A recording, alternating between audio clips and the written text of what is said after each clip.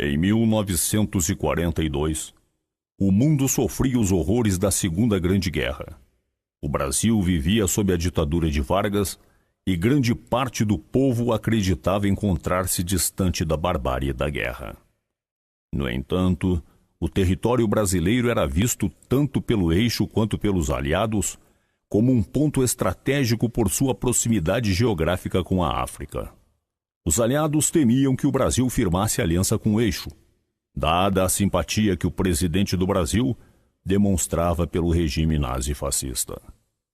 Contudo, acontecimentos políticos como a declaração de neutralidade da Argentina tornava o Brasil um aliado valioso para ambos os lados.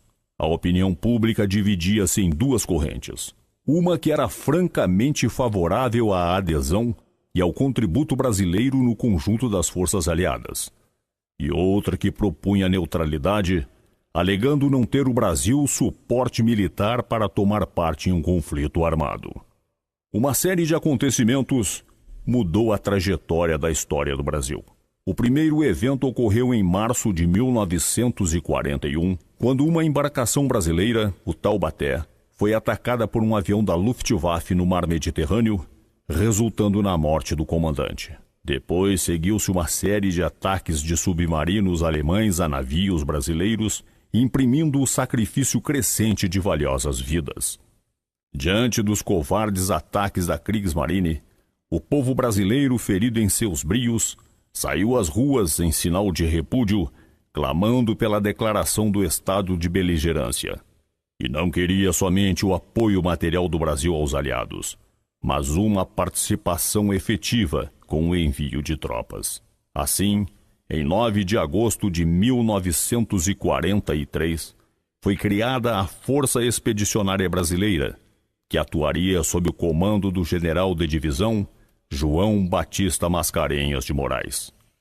Enfim, o Brasil entrou na guerra, e aí começaram os problemas. O exército padecia da indigência de material e da incipiência da indústria nacional incapaz de, naquele momento crítico, engajar-se no esforço de guerra. Esse era o quadro de uma força que iria bater-se com um exército experiente, aguerrido, adestrado e determinado. Organizado segundo o modelo francês, seus processos de combate seguiam a doutrina gaulesa. Seu armamento era alemão ou francês, o que agudizava sobremaneira a necessidade de suprimento e manutenção e a reposição de peças e componentes. A máquina de guerra do Reich era formidável e a propaganda nazista, poderosa ferramenta de convencimento, mobilizou mentes e corações do povo alemão. As fábricas de armamento germânicas produziam com rapidez e eficiência. Por terra, mar e ar, os alemães a cada dia aumentavam o seu território espalhando o terror. Em 1º de junho de 1944, 5.075 soldados brasileiros embarcaram para a Itália, dando início à campanha do Brasil na Segunda Guerra Mundial. Dizia-se que era mais fácil uma cobra fumar do que o Brasil ir à guerra. Era a manifestação dos espíritos incrédulos, pois a cobra fumou. E eis o fogo do cachimbo. Para o Exército, efetivamente, eu entrei em 1942. Eu já era reservista da Escola de Instrução Militar. Tinha 16 anos quando fui reservista de 2ª categoria. No Exército eu sou de 1ª categoria. Estava servindo na aeronáutica no Campo dos Afonsos. Sou praça de 1943. Já estava servindo em Belo Horizonte e fui convocado transferido para São João del Rei para integrar o 11º Regimento de Infantaria, que foi o regimento que representou Minas na Segunda Guerra Mundial. Uns 24 anos, mais ou menos. Era jovem naquele tempo. Era segundo tenente. Estava convocado e fui voluntariamente para o 2º Grupo de Artilharia, que era um dos grupos designados para combater na Itália. A família brasileira é latina, ela sente muitas emoções, ainda mais quando acontece com a família. A minha teve a emoção natural de um latino, aquele amor que tem pela família, pelos filhos, isso é natural. Mas, paciência, o Estado está em primeiro plano. Eu já era órfão de mãe. Quando estava para viajar para a Itália, pedi licença aos superiores para despedir do meu pai, que morava em Ponte Nova, na Zona da Mata. Fui para lá e comuniquei ele que estava indo para a guerra. Ele já tinha 70 anos, ficou surpreso, porque achava que o Brasil não deveria mandar tropa para o exterior e que deveríamos defender a pátria aqui no nosso terrão. Família um pouco temerosa, mas aceitou por questão de espírito de brasilidade.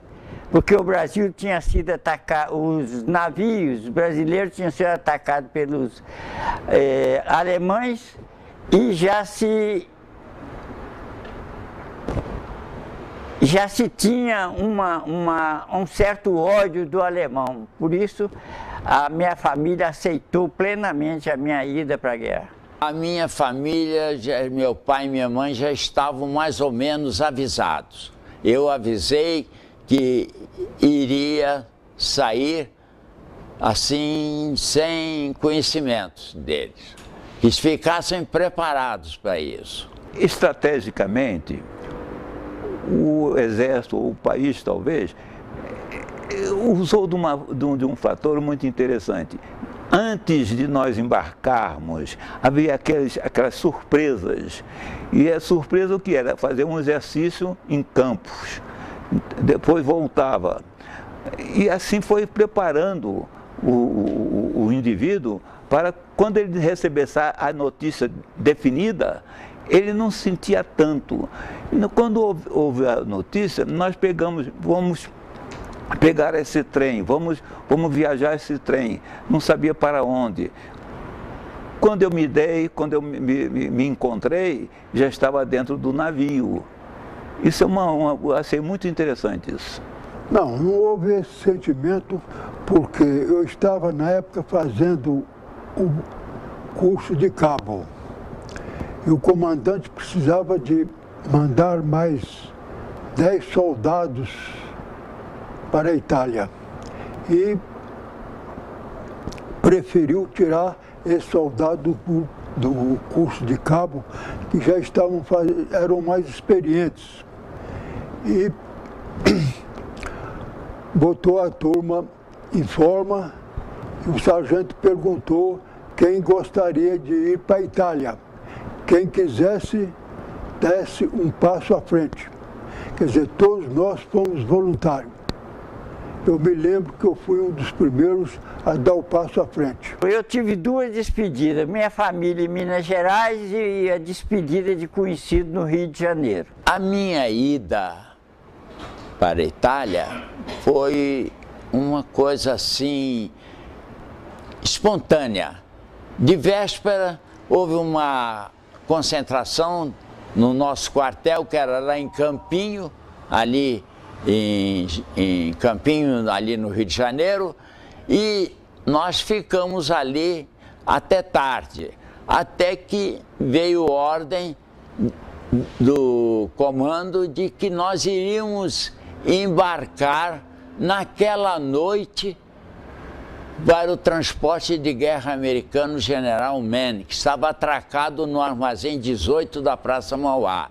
Nós seguimos no maior sigilo possível nos trens da Central de Brasil, que saíram de Campinho naquele tempo e foram até ao Cais do Porto. Quando nós chegamos no Cais do Porto, os vagões estavam todos fechados, luz apagada, entramos em sigilo no transporte de guerra americano.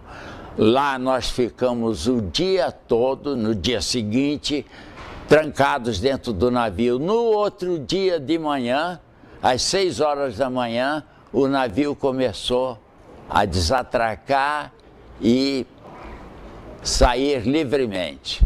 Fizemos, a ida é maior que a volta, né? Porque o navio vai em zigue-zague. Nós fizemos um tempo, talvez 12 dias. E aquilo, a viagem tem que se escurecer dentro de si próprio o que vai acontecer. Não pode ter psicose de guerra antes de entrar na guerra. Então é isto que aconteceu. O navio desatracou do cais do porto às 6 horas da manhã, passou em frente à Fortaleza da Laje, saiu barra fora e a seguir pegamos uma escolta de 3 destroys, era o Grinaldo, Marcílio Dias e outro destroy que eu não me recordo agora. Esses destroys estavam destinados a nos comboiar, o nosso transporte de guerra. O transcurso todo desse navio nosso, que levava perto de 6.000 homens a bordo, ele foi feito em zigue-zague, próximo à costa do Brasil, onde, na altura de Recife, juntou-se um cruzador americano chamado Omaha. Então, junto com os 2 destroyers do Brasil, nós fomos navegando pelo Atlântico durante 14 dias de viagem, em zigue-zague. Nós sofremos muito lá dentro do navio, porque a toda hora havia o blackout, ninguém podia sair, só davam alimentação uma vez por dia. Nós só fomos sabedores do desembarque, para onde nós iríamos, quando nós entramos no Estreito de Gibraltar e tomamos o rumo da Itália. Saltamos em Nápoles. Fomos os primeiros brasileiros a botar o pé em território estrangeiro, em teatro de operações estrangeiras. Nenhuma tropa sul-americana fez isso. Nós tivemos esse privilégio de sermos os primeiros, de modo que as emoções da turma do primeiro escalão foi totalmente diferente da dos outros, que nós fomos sempre abrindo caminho para tudo. O escalão seguiu através aqui, por terra, viu? Por terra até lá. O segundo escalão veio naqueles LCI americano até Livorno. Saiu de Nápoles, foi pelo mar. Já o meu escalão, o primeiro, foi de trem e viatura lá para frente. Brasil, Itália, desembarcando em Nápoles. De Nápoles eu fiquei lá uns 2 dias e fomos para Livorno, depois Pisa. Quando nós chegamos na Itália, nós fomos para um campo de instrução e de repouso perto de Nápoles. Ficamos lá 15 dias, né? E logo em seguida fomos ter um treinamento preparativo para entrar em combate. Nos adaptamos, fazíamos exercícios físicos, para depois nos deslocarmos mais para frente. Depois a outra cidade para frente foi a cidade de Vada. Lá nós recebemos então outros materiais que nós não tínhamos, porque nós chegamos só com a farda, só com a nossa fardinha e a coragem, só.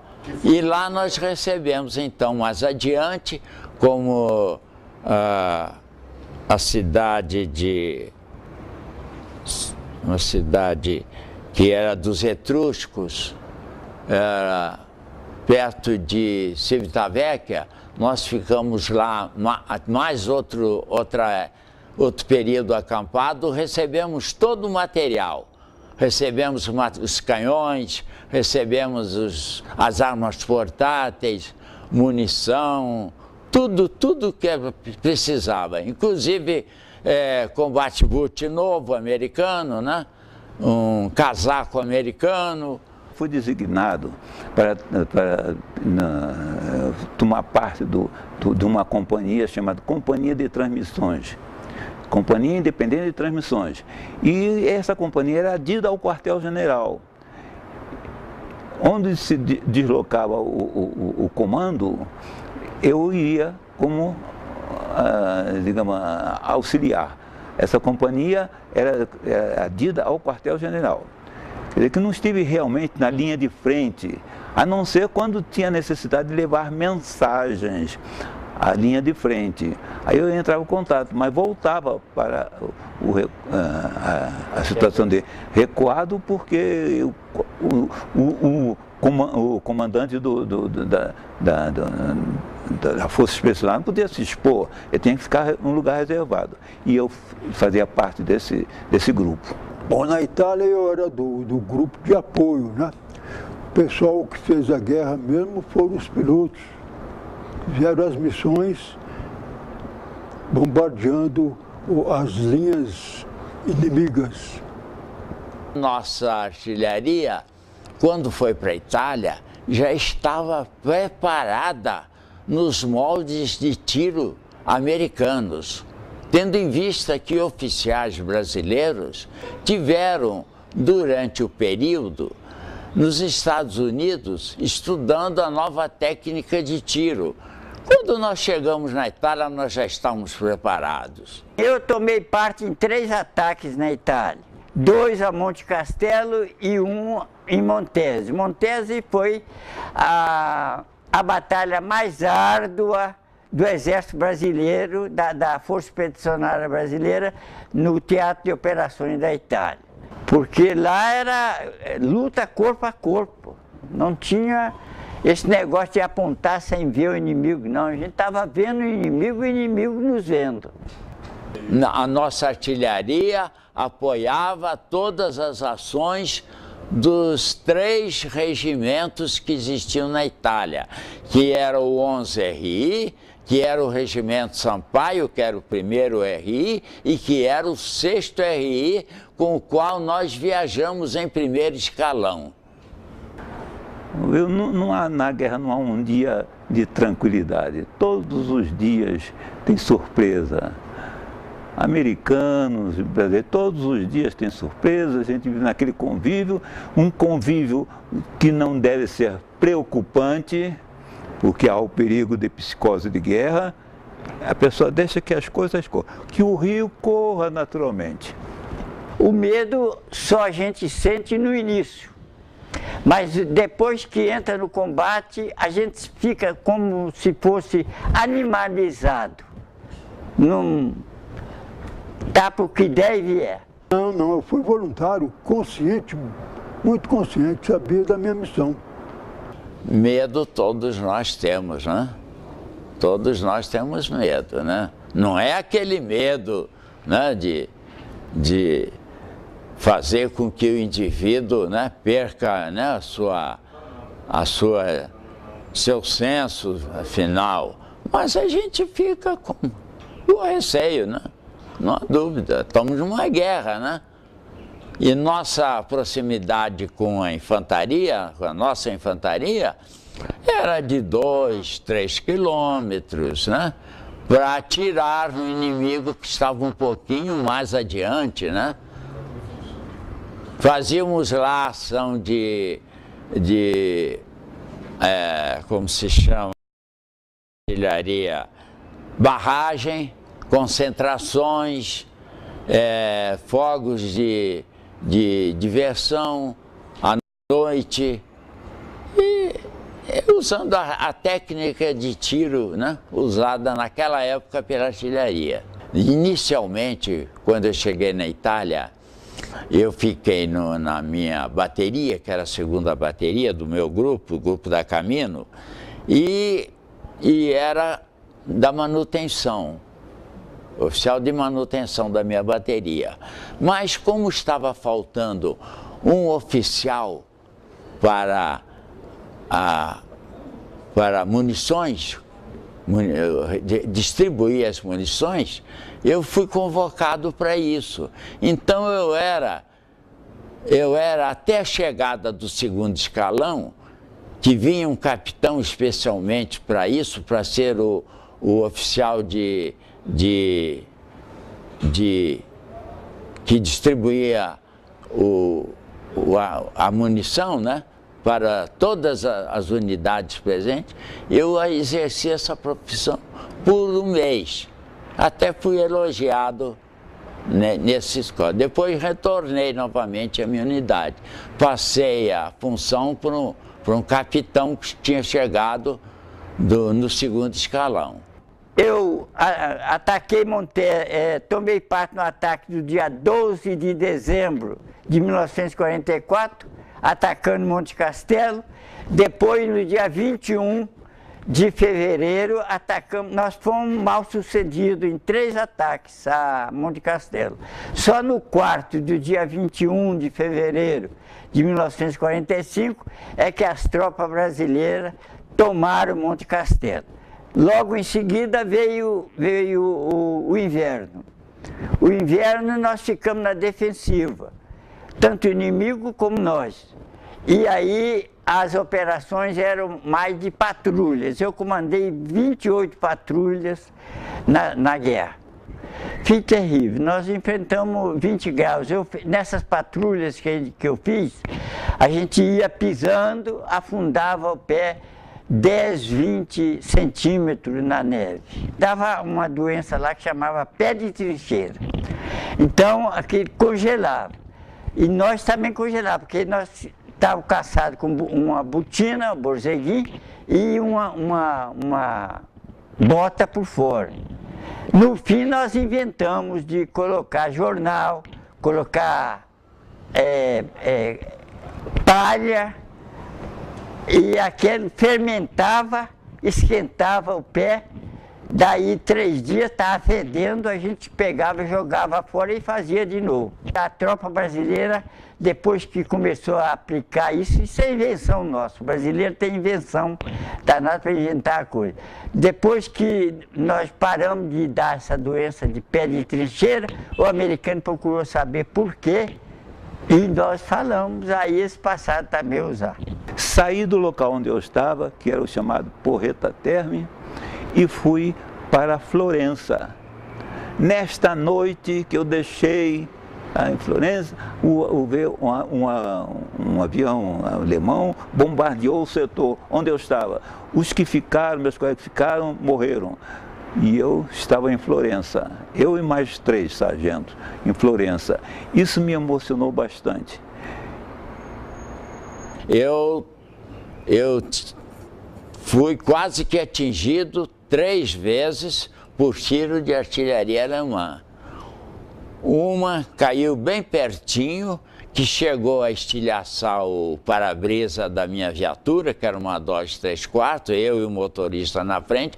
O toldo ficou todo furado e a lataria furada. Felizmente, nós não fomos atingidos. E outros tiros também dentro da cidade de Porreta, que caíram bem pertinho onde eu estava, até estava almoçando, porque lá a alimentação era uma coisa assim, muito imprevista, né? Às vezes almoçava, às vezes não almoçava, ou ia comer numa hora avançada, tudo era incerto, né? Não havia essa rigidez de almoço, de nada disso, porque guerra é guerra. A dormir e comer não tem quase jeito de fazer. Nós dormíamos de capacete, de bota, fuzil, segurando o fuzil, e assim a gente cochilava, não dormia. Não cheguei a ser ferido, mas cheguei a levar um estilhaço no capacete de aço. Furou, mas não pegou na minha cabeça. Eu via o camarada ferido assim ao meu lado, a um metro, como nós estamos aqui, ferido, às vezes recebia tiro morto e morria, e eu sempre fui escapando. um soldado que se chamava Alegria, porque ele vivia rindo, né? Ele tinha apelidado. Então ele levou um tiro bem em cima do rim e começou a bobear assim e caiu. Quando ele caiu, eu cheguei e falei, vamos pra frente, rapaz. Empurrei ele com o pé, aí que eu vi que ele estava com uma gota de sangue na farda, na blusa. E eu levantei a blusa dele, tinha um buraco onde tinha entrado uma bala do alemão. Ali eu fui pegá-lo e me sujei de sangue dele. Morreu. Morreu lá mesmo, junto, na hora. Sempre tive muita sorte, até hoje eu tenho. Eu agradeço, Deus tem sido muito generoso comigo. Eu comandei 28 patrulhas, conforme eu falei, tomei parte em 3 ataques e em todos eu saí muito bem. Aí houve um somatório de atuação minha nas diversas missões em que eu tomei parte. Em Montese, o tenente morreu do pelotão da minha companhia e eu fui promovido a segundo tenente e assumi o comando desse pelotão, cujo comandante é tenente Ari Hauer, um grande combatente R2, oficial de CPUR. Então eu passei do meu pelotão para assumir o pelotão dele e conquistar o objetivo que estava previsto para ele, que ele não pôde tomar. A maior concentração de fogos feita, se não me falha a memória, foi em Montese, em que todos os grupos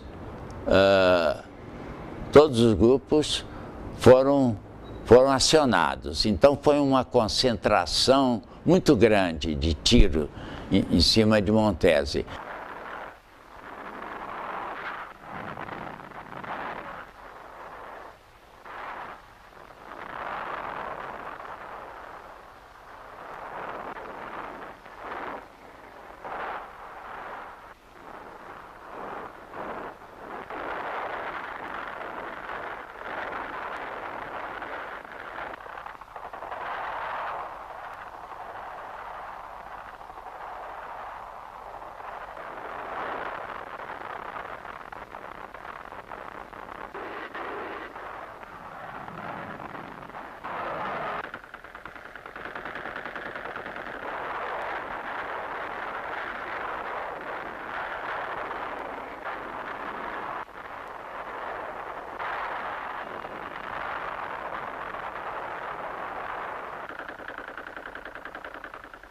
Castelo também, na última ofensiva, a nossa artilharia trabalhou noite e dia, atirava-se noite e dia nas posições alemãs lá, que estavam entrincheiradas lá naquela região entre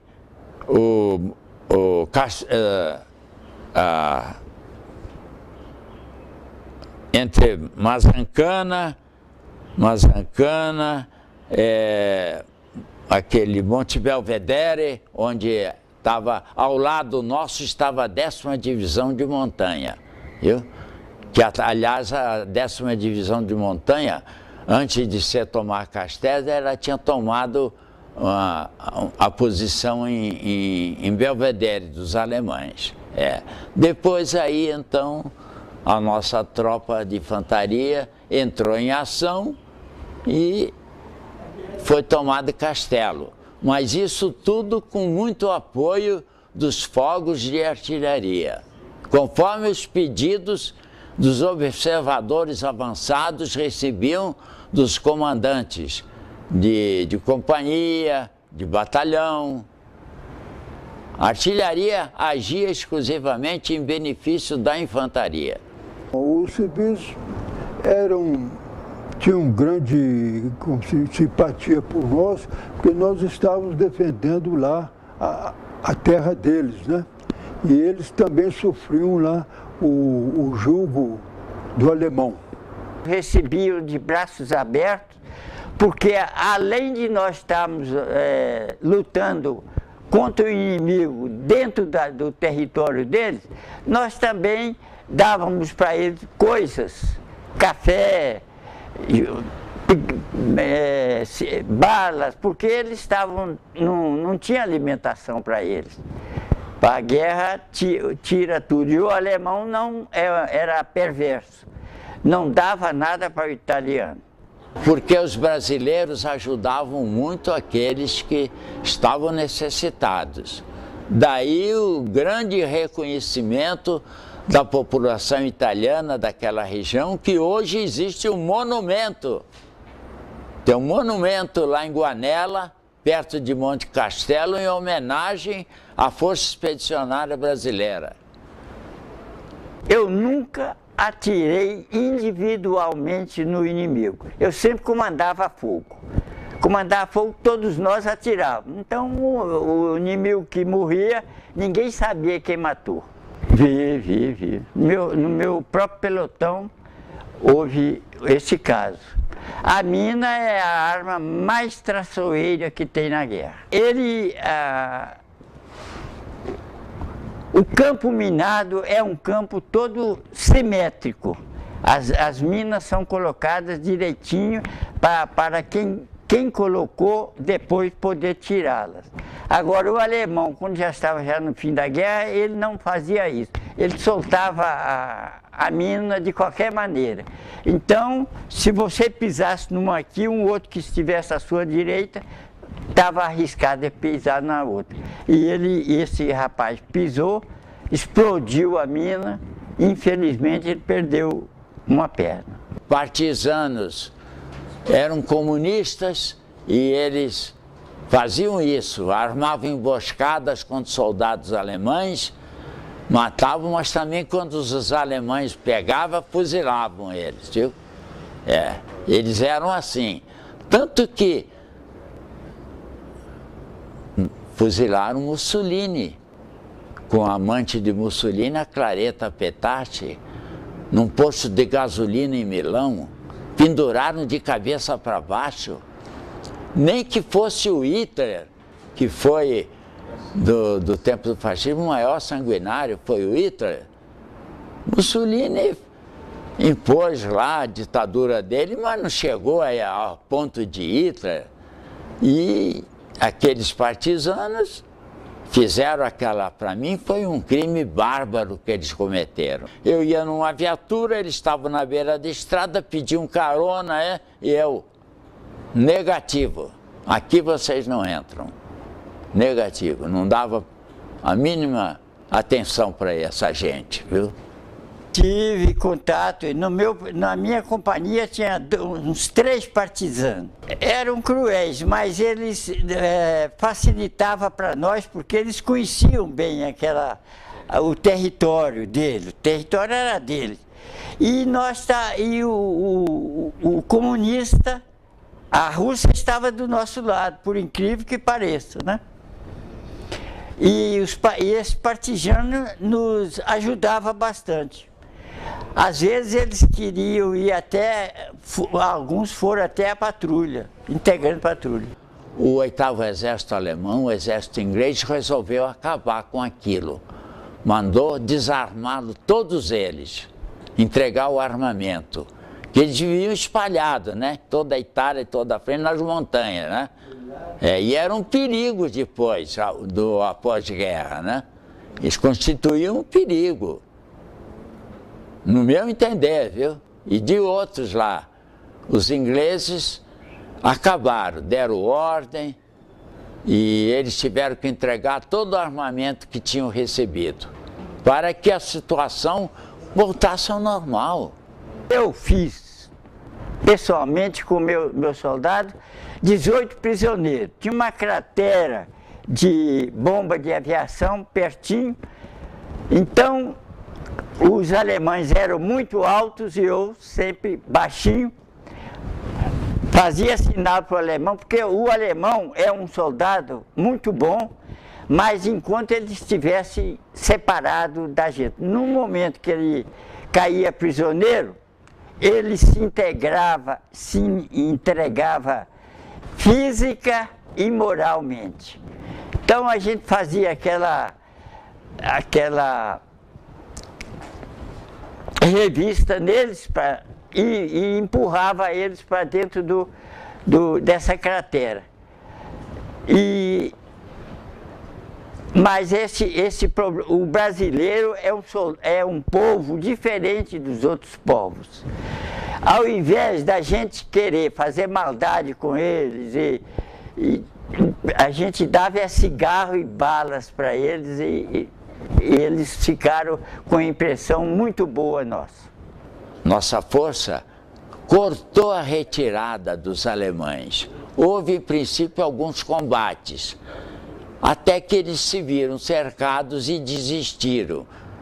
E aí houve, então, aquela comunicação de rendição, né? Eles quiseram se render. E eu estava nessa comissão designada pelo Estado-Maior da Força Expedicionária Brasileira para acionar a rendição dos alemães. Foram perto de 15 mil e poucos alemães que estavam armados, né? Todos armados, e tinham que desarmá-los, tinham que receber, tinha que uma série de coisas, viu? Foi um trabalho muito grande durante vários dias e várias noites. Foi muito trabalhoso isso. E eu fazia parte dessa comissão. Tanto que eu tenho uma citação até num livro do Marechal Floriano de Lima Braine, que foi nosso chefe de Estado-Maior, que meu nome está lá, está escrito, como ele dando um elogio a essa comissão.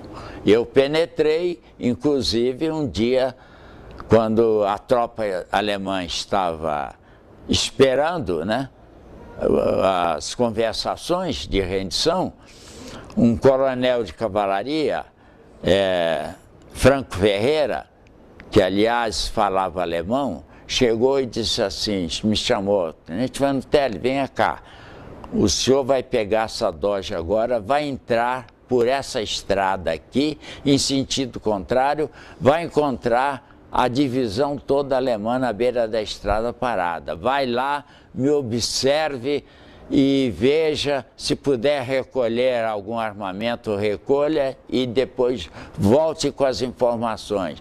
Fui eu e o motorista. E eu fui andando. E os alemães todos armados até os dentes, parados ali, né? Aquela coluna enorme de viaturas, de artilharia montada a cavalo, viaturas civis, tudo eles tinham ali, mas eram quilômetros, eu fui.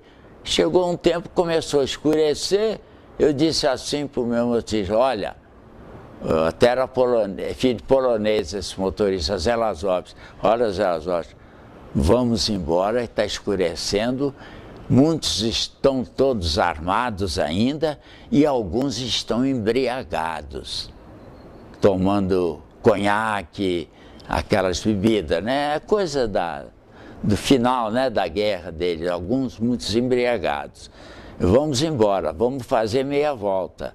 Aí paramos, tal, quando fizemos meia volta, alguns alemães, talvez por curiosidade, nos cercaram. E eu pensei que aquilo, né, pudesse ser algum ato de violência deles, né? Eles estavam vendo a gente, né? Eu aí saquei da minha pistola 45, né? Apontei para o ar, eles cessaram e abriram, mandei abrir, né? Abri o caminho, o motorista manobrou em sentido contrário, eu digo, ainda pegamos um oficial alemão que estava querendo dar um tiro na cabeça. Tiramos uma pistola Walter da mão dele, viu? E os outros depois apartaram lá a atitude desse oficial alemão e seguimos de volta. Eu cheguei já à noite, tarde lá, onde estava a testa do nosso Estado-Maior, lá onde estaria sendo aguardado o comandante Peter Fico deles, né, para o ato de rendição. Depois aí foi coisa normal de rendição, né? Inclusive, depois eu fiquei com um contingente de 200 alemães sob a minha responsabilidade, numa cidadezinha lá, numa fábrica abandonada de queijo. Eu fiquei com eles lá 2 dias. Eles foram muito disciplinados, não me deram trabalho nenhum, distribuí alimentação para eles, foram bem tratados, até que os americanos chegaram, botaram eles novamente nos caminhões e seguiram para o sul da Itália. Eu fiz uma patrulha que o alemão atacava as tropas brasileiras isso é na defensiva, toda meia-noite. Então, chegava meia-noite, eles atiravam nas nossas posições e a gente não podia nem sair do abrigo porque seria atingido. Então eu recebi a missão de fazer uma patrulha para destruir esses alemães que nos prejudicavam. Quando chegou a ordem para fazer a patrulha, eu recebi ordem para sair às 9 horas da noite e eu preferi sair às 7 horas. Quando eu cheguei lá, o alemão também tinha antecedido 2 horas. Quando ele chegou, eu já estava. Então, ele foi recebido a tiro. Aí nós pegamos fizemos prisioneiro, eu com um soldado na frente, chegou a ponta da patrulha. Ponta quer dizer um elemento que vai na frente da patrulha.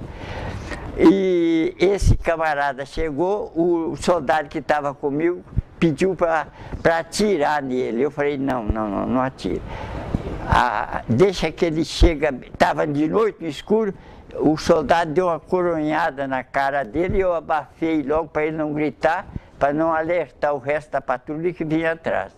Aí eu pedi fogo de artilharia. A artilharia colocou fogo, as bombas, exatamente onde estava o grosso da patrulha alemã e acabou com ela. Mas depois a nossa tropa foi considerada pelo comandante do 4º Corpo de Exército, do 5º Exército Americano, que era o que lutava na Itália. Ele elogiou as tropas brasileiras como sendo uma das melhores que participaram da Segunda Guerra na Itália. Olha,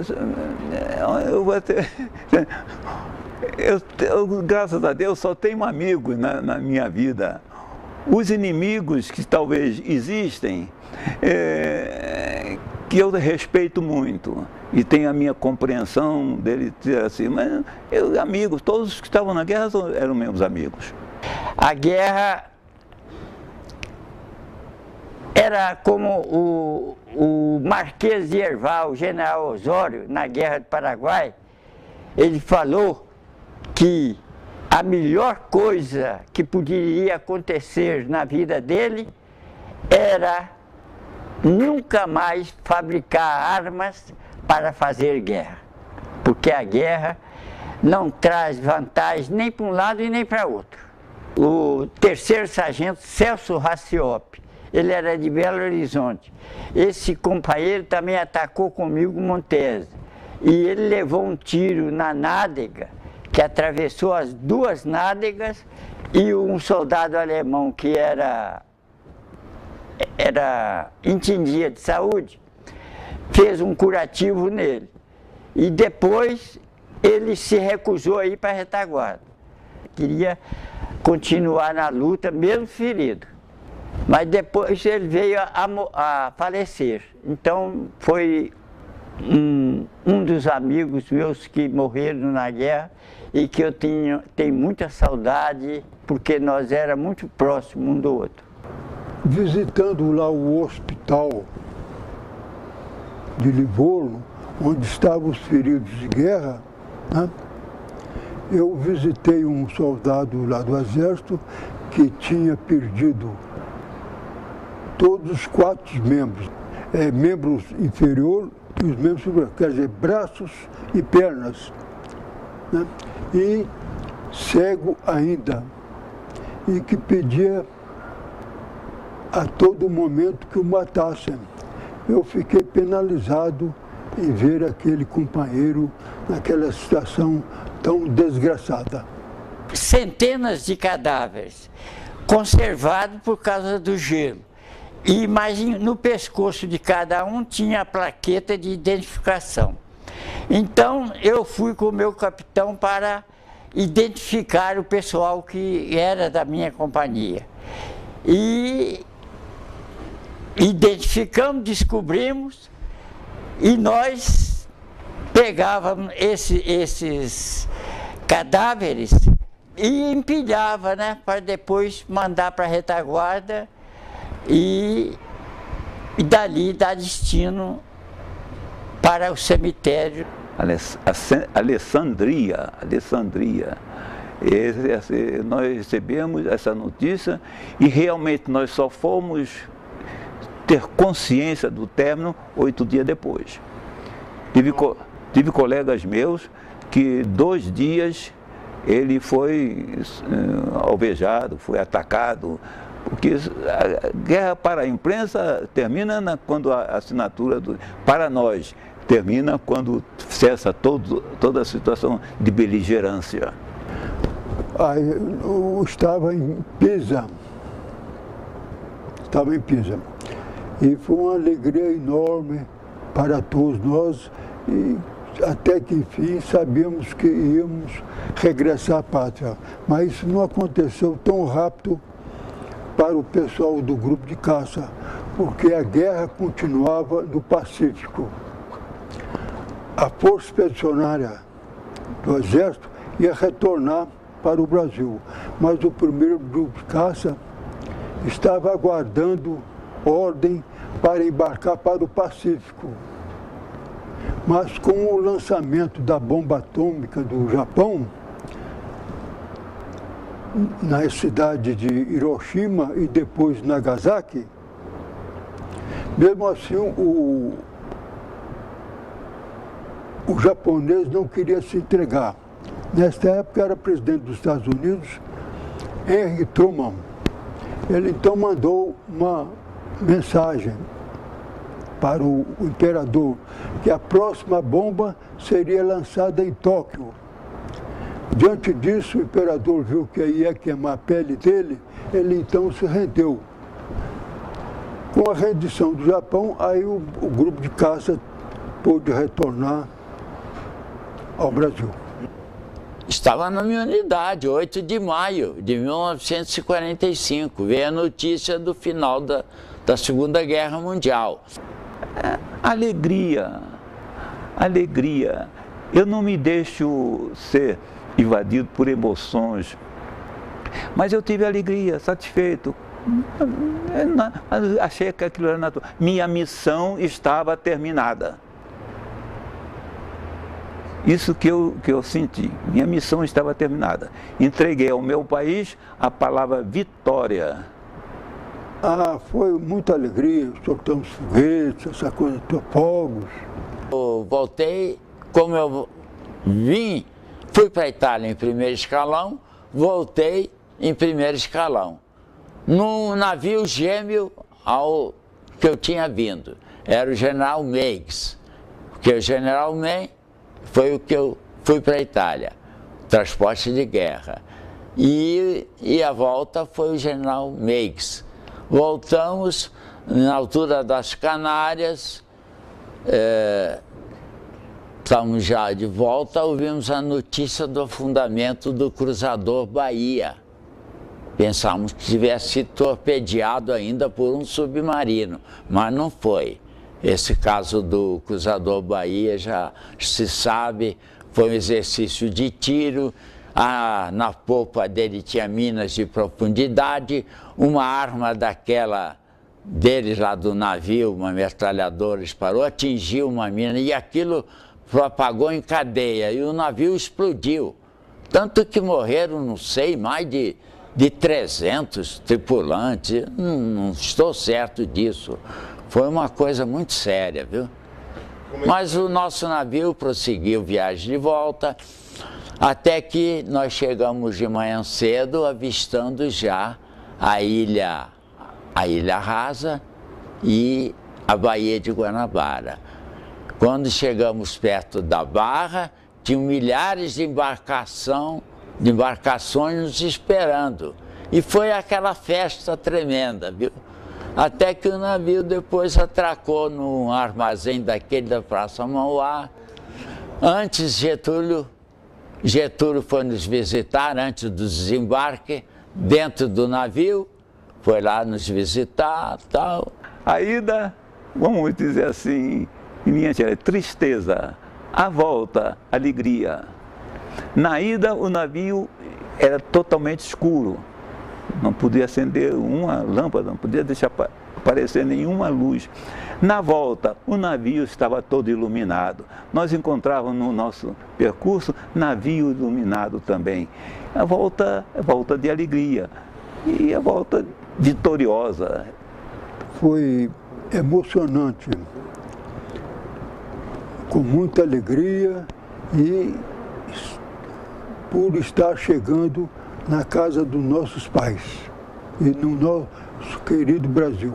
Alegria, brinquedos, uns brincando e ansiosos, cada um ansioso para encontrar a pessoa da sua família. Eu fui solteiro, mas deixei namorada. Quando eu voltei, eu fiz a escola militar, como esse meu companheiro que está aqui do lado, e depois que eu terminei a escola militar, eu me casei com essa mesma moça que eu namorei antes. 5 filhos e nós vivemos até hoje, já temos com 59 anos de casado. E se fosse preciso de recomeçar tudo de novo no casamento, eu recomeçaria. Durante a guerra tinha umas italianas lá, né? Que, sabe, era todo mundo jovem, não podia deixar passar em branco, né? Rapaz de 22 anos, claro, evidente, né? Não podia deixar de ser. Eu sou normal. Conheci lá umas 2, 3 moças lá, namorada tal, mas não passou disso. Trouxe fotografias dela. Quando eu me casei depois no Brasil, até mostrei para minha senhora, expliquei para ela, não compreendeu perfeitamente a situação. Apoteose, uma coisa impressionante, jamais vista naquela época, uma concentração de tantos seres humanos, alegre, contente. Foi uma coisa impressionante, que me deixou até meio tonto, sem saber o meu nome, minha idade, tudo que eu sou, porque deixa a pessoa completamente atingido. Ele pensa que é um herói, pensa tudo vem no momento daquilo. Eu pisei o chão somente quando cheguei no quartel, que não me deixavam pisar no chão, né? Era carregado. Parte fez um desfile a pé pela Avenida Rio Branco, parte foi em viaturas, eu estava numa viatura, e a cidade do Rio de Janeiro naquela época recebeu uma das maiores manifestações já vistas com a chegada do primeiro escalão da FEB.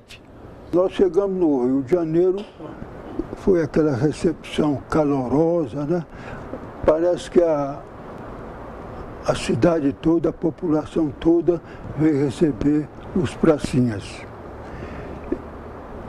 E por incrível que pareça, no meio daquele povão todo, estava lá um primo que morava no Rio de Janeiro. E nós chegamos de viagem, não sabíamos para onde ir. A FEB já tinha sido, né, desativada. Cada um ia para sua casa. Eu não tinha nem ideia para onde ia. E esse meu primo me levou para a casa dele. Se nós amávamos uns aos outros, lá dentro da minha família, nós dobramos nosso amor. Não tive problema de neurótico para estar brigando com a família, pelo contrário. Até hoje nós temos muitos neuróticos aí. Porque a guerra, você não tem... Lá você fica animalizado, como eu disse. Só pensa no que está acontecendo ali. E se o camarada não tiver uma boa saúde mental, ele se deixa levar por aquilo. E nós tínhamos o direito de viajar imediatamente. Naquela época era o bonde à nossa disposição, o trem à nossa disposição. Que imediatamente cheguei numa estação chamada Realengo. A minha família foi para a cidade me esperar. Mas como nós tínhamos aquela facilidade, nós chegamos mais depressa na residência do que a família, que tinha que submeter à condução. E há tempos atrás não havia muito carro, né? Era tudo bonde e trem. E quando eu cheguei em casa não tinha ninguém. ninguém, não tinha ninguém em casa. Eu esperei, tinha uma senhora lá num canto que não me conhecia, e a senhora, o senhor que se chama Lincoln? Eu disse, 2 horas depois chega a minha família. E aquela coisa, aquela emoção, antigamente podia soltar balão, é um natural, que um latino e o carioca principalmente gostam, momentos alegres. Minha família, enquanto eu tinha chegado, primeiro escalão, meu irmão ainda estava na Itália, esperando o regresso do grupo dele, que era de segundo escalão, junto com outra unidade de infantaria, porque a capacidade do navio era para 5.000 e pouco, 6.000 homens, viu? Não podia, então vieram vários escalões de volta, né? Meu irmão era do primeiro grupo de artilharia, 105, que tinha o quartel ali em São Cristóvão. Era o comandante, era o coronel Valdemar Levi Cardoso. Depois ele foi promovido a marechal. Morreu com 108 anos de idade, há pouco tempo. Depois da guerra, eu fui licenciado e fui para minha terra. Meu pai tinha lá uma pequena fazenda e fiquei trabalhando na fazenda lá. Depois vim de Belo Horizonte para Ponte Nova, de Ponte Nova para Belo Horizonte e fiz os meus preparatórios, porque quando eu era soldado eu só tinha o curso primário. Fiz os preparatórios. Após os preparatórios, ingressei-me na Escola de Aviação Civil. Me fiz piloto comercial e voei na empresa Real Aerovias Nacional. Olha, eu vou ser muito sincero, Comigo e com o meu país. Se os habitantes não me aceitarem, paciência. Assistência muito boa. O país está dando assistência aos veteranos muito boa. Eu acho que ela compreendeu, o país compreendeu que nós fomos os heróis, sacrificamos nossa vida, principalmente nossa mocidade, para a tranquilidade, trazer a democracia para o nosso país. Meu íntimo, agora se estou contrariando outras pessoas, eu peço que me perdoem, mas eu acho que o país está atendendo os veteranos da FEG, aqueles que participaram nos campos de batalha. Olha, depois que nós chegamos, infelizmente, nós passamos umas 3 décadas, assim um pouco esquecidos. Se não digo esquecido, mas nós não éramos convocados para participar de solenidade, etc. De uma década para cá, aí sim, o valor do ex-combatente da Força Expedicionária Brasileira foi reconhecido e está sendo reconhecido. Depois que nós chegamos, logo que nós chegamos da Itália, saiu um decreto desconvocando toda a tropa nossa. Aquilo para mim foi um verdadeiro crime, porque os nossos soldados saíram, receberam certificados, foram desconvocados. Foi uma atitude política de Getúlio Vargas, viu? Aquilo foi uma atitude política. O Getúlio tinha medo com a chegada da FEB, porque o governo dele era um governo de ditadura, e nós fomos para a Itália justamente para combater a ditadura, o nazifascismo, né? E a chegada da Força Expedicionária Brasileira abalou o governo daquela época, viu? Eu sempre digo, se existe alguma coisa de ruim, não ultrapassa a guerra. A guerra é a pior situação que existe na vida do ser humano. É uma coisa impressionante, destrói tudo, moral, financeiramente, destrói tudo. A guerra é só destruição. É remotíssimo. Eu jamais acreditaria que houvesse uma terceira guerra conforme não houve e não haverá jamais. Porque aquela já foi, como diz o companheiro Limpo ali, foi a maior catástrofe do planeta, do nosso planeta. Sem dúvida. Esta foi a última, a Segunda Guerra Mundial foi a última. E a última definitivamente, porque não haverá mais guerra desse tipo. Hoje as guerras é mais feita pela aviação. Os exércitos serão reservados para ocupar a terra depois do inimigo ter se rendido e fazer a administração e alimentação do povo que sobrar. Tenho a impressão que em matéria de quantidade de nações estavam combatendo junto, terminou. Agora são guerras esporádicas. Que acho que não haverá uma outra Segunda Guerra Mundial, em que morreram mais de 20 milhões de homens e, enfim, população que foram cidades arrasadas por bombardeios aéreos, né? Acho que não haverá outra, não, no meu entender. Até hoje ainda sonho com a guerra.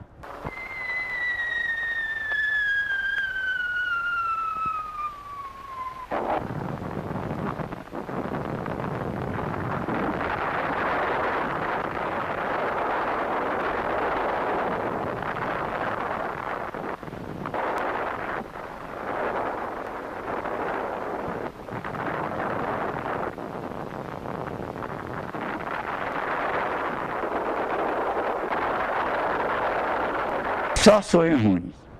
Só sonho ruim não, porque eu estou na guerra, que eu lembro no sonho que a guerra tinha acabado, mas nunca esquece, nunca esquece. De fato, eu senti muito isso, senti, porque a vida lá era totalmente, né? A gente não sabia, às vezes eu dormia até debaixo de viatura, dentro de viatura, não tinha hora para dormir, não tinha hora para tomar café, não tinha hora para almoçar, nada disso, viu? Em defesa da nossa nação, nós estamos sempre prontos para defender a nossa pátria. Não, nunca me arrependi. Se eu tivesse condições físicas, eu iria de novo. O que se pode falar da FEB, a Força Expedicionária Brasileira? Poderíamos citar muitos feitos heróicos, mas o que deve ser ressaltado são os homens. Brasileiros de todos os rincões do país que deixaram filhos, esposas, pais, mães, irmãos e parentes para lutar uma guerra distante da sua terra. Que deixaram lá o seu precioso sangue, uma parte de sua alma e amigos que jamais esqueceram. Falemos de homens de honra, de um sargento de infantaria que viu a morte de muito perto, que experimentou o perigo iminente, o sibilar dos estilhaços, e que viu na face do inimigo o medo suplantado pela coragem e o sentimento de cumprimento do dever que toma abrigo no peito do soldado de qualquer nacionalidade, transformado em ira.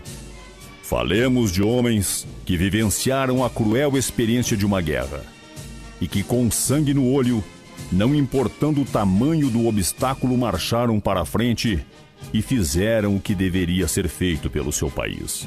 Falemos de um tenente de artilharia que guarda um desmedido, imenso e compreensível orgulho pela sua arma. E não é para menos, pois a artilharia brasileira deve ser reverenciada pela sua espetacular atuação. Falemos de um sargento que cumpria missões de coleta de informações na inteligência, e todos sabemos que a astúcia do brasileiro fez a diferença. Ou ainda de um soldado da aeronáutica que, na sua humildade e minimizando a sua valiosa participação, atesta convencido de que quem verdadeiramente fez a guerra foram os pilotos de caça e bombardeio. Fica-nos, no entanto, uma certeza. Esses combatentes representam o que foi a FEB: a força, a coragem e o patriotismo. A guerra é a pior das pestes para a humanidade. Roguemos a Deus que nunca mais precisemos participar de uma. Porém, se a honra da pátria for ultrajada e a vergonha nacional exigir uma severa reparação ao agravo, tenham certeza de que no brasileiro há fogo para fazer a cobra fumar de novo.